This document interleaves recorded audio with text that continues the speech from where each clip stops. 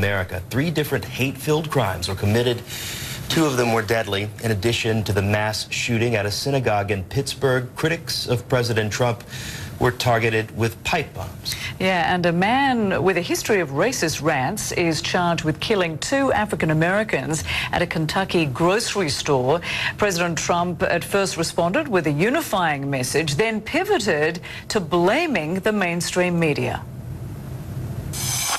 This evil anti-Semitic attack is an assault on all of us. It's an assault on humanity. It will require all of us working together to extract the hateful poison of anti-Semitism from our world. The media's constant unfair coverage, deep hostility, and negative attacks, you know that, only serve to drive people apart and to undermine healthy debate. And for more on all of this, we go to political analyst Peter Mathews. He joins us live from Los Angeles. Good to see you, Peter. So why are we suddenly seeing 3 major hate crimes in just 3 days here in the United States? It's horrendous, and it has to do with the rhetoric that's been actually popularized by President Trump to a large extent over the last couple of years, in which he points out groups of people. He started off his campaign by saying that immigrants are they're coming across the Mexican border, and they're mostly rapists and criminals. And he goes on to talk about other people who are different, Muslims, for example. And then now the Jewish community has gotten the brunt of this. It was a horrendous, the worst killing of any Jewish worship place in the American history. And it's just, it brings back horrible memories for the Jewish American and other Americans who know about the Holocaust and what happened in other parts of the world.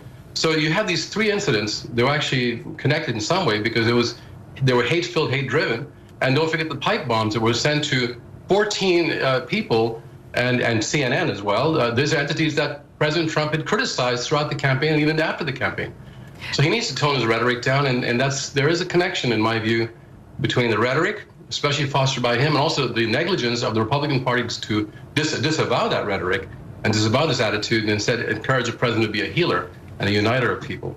Of course, President Trump rejects that he has anything to do with this. He blames mainstream media. So what needs to happen in this country to tone down the hateful and divisive rhetoric that appears to be tearing this country apart? And what does President Trump need to be doing right now?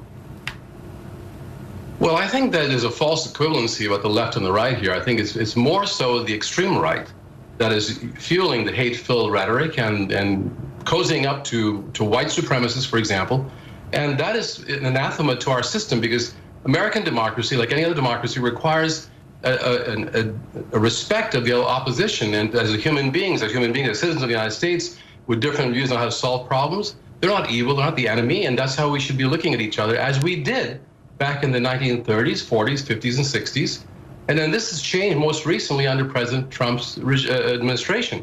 It's not even so much presidents before him. So he has to take some personal responsibility. He's being disingenuous by not acknowledging that and owning up to it and saying that I will change my ways. I will, in fact, be a healer. I will encourage people to get to understand each other in America and settle our political differences peacefully. He has to completely condemn violent action, as Bernie Sanders did, by the way, when one of his supporters had shot the baseball team, the congressional baseball team. Right. Bernie came out unequivocally against that right away. So how big a role do you think the midterm elections are playing in this divisive period for the nation, and how possible is it that some level of healing might take place once the November 6 midterms are over? Or, depending on the results, could things perhaps get worse? It's going both ways. It's the elections are fueling this hatred because it's a competitive atmosphere and it's an extreme approach these side is using. At the same time, the extremists are fueling the election prospects and results.